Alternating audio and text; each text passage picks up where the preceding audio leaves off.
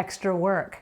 Did you ever get to a customer's house, you've bid for a certain amount of time or a particular job, and you get there and there's extra work? What on earth do you do? We're going to talk a little bit about that today.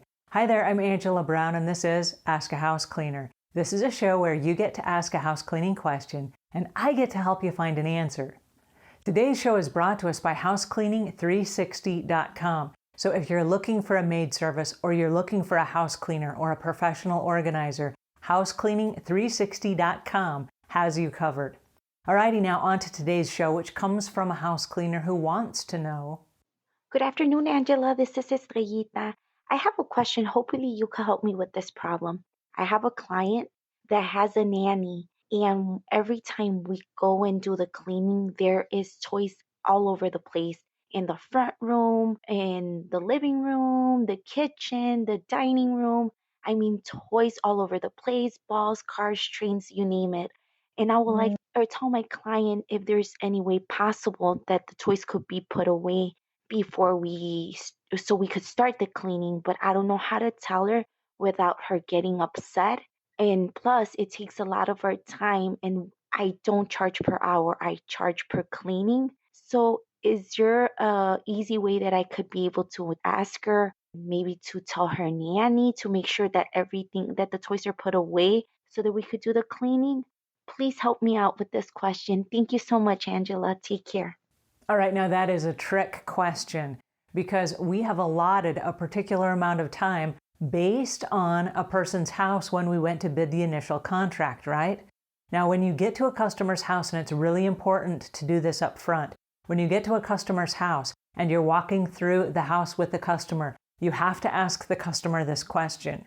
Did you just pick up your house before I got here, or is your house always in this condition? Because if I give you a price based on this condition of the house, when I arrive every time to clean, I expect the house to be in this condition. Because if I show up and there's spaghetti all over the kitchen, or if there are toys all over the house, or there's laundry and stuff strewn about and there's clutter everywhere, it's going to take a lot more time than I'm bidding for right now. And so in the event that I get here and the house is just trashed for whatever reason, and sometimes it happens, I either need to charge you more money, or I need to just pick up the clutter and let that be the cleaning of the day. So which is it? And let the customer decide. Because the customer sometimes will say, I would rather you pick up the clutter because sometimes my house is just cluttered and I don't have time to pick it up. There are other customers that say, I don't want to pay extra money to have you come at your price and pick up my clutter. All right, then from day one, let's agree that when I arrive, your house will be in this condition.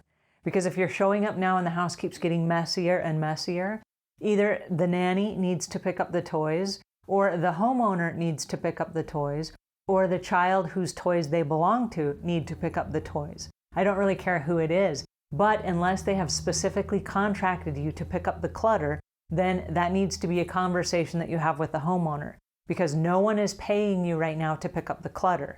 And you have another house to clean when you're done here, and even though you're not charging by the hour, you're still working by the hour because we only have so many hours in a day. So no matter what you're doing, you're in essence working by the hour because you're spending some of your time in order to do that job. And so if you have 2 or 3 houses in a day, whether you admit it or not, it's on a time schedule.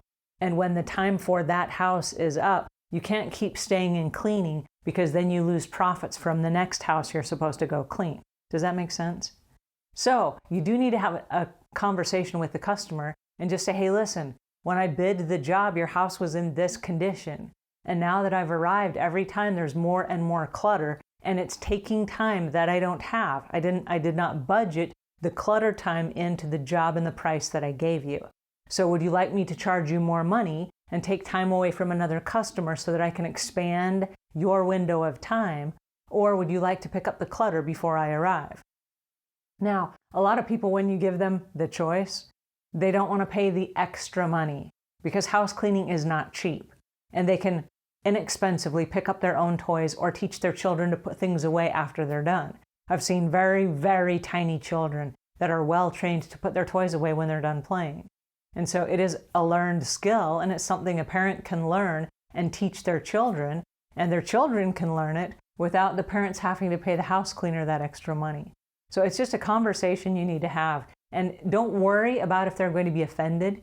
It's an offensive conversation. Your house is a mess. You've hired me. I'm here. I brought solutions. I need to help you. You need to help me understand what those solutions are. Between the two of us, we can probably come up with some really great solutions for your house. But the two of you need to decide that. Anyway, good luck with that, and we'll talk soon. And until we meet again, leave the world a cleaner place than when you found it.